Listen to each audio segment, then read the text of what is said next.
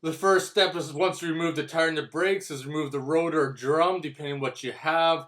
Once that's open, use the hole in the flange of the axle to remove the 4 nuts, which should only take you about 5 minutes. Hopefully the nuts don't break off, but sometimes that happens. And once that's done, you're ready to pull it off.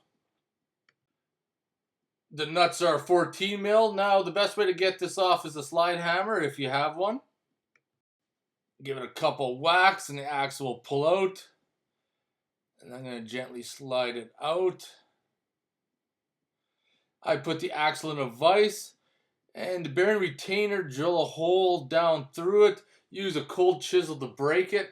And once you crack it in half, slide it off the axle. And then to get the other part of the bearing off, I use a cut-off saw, a little small one.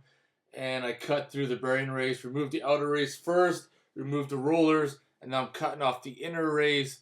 Try not to cut the axle, and then get the bearing off. Then you will need to get the other part of the race out of the axle tube before you insert the new bearings. So I'm just using my slide hammer to pull that out.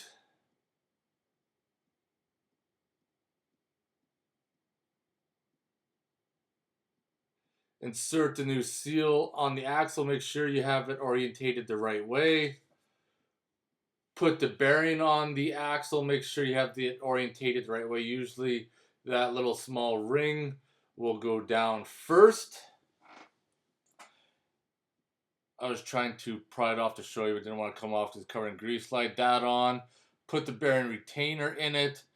Put it in a press and press it. I'm using a 12-ton press right here, and I'm pressing it right down as far as she'll go. Almost got her, just a little bit more, just a little bit more, and it's in place. Now I'm using 515 Loctite gasket maker to put on the outside of the seal. This way, if there's any imperfections in the seal housing or in the seal, I won't have a leak past there. And now that everything's pressed up, we're ready to slide this back into the axle housing, which is actually pretty simple.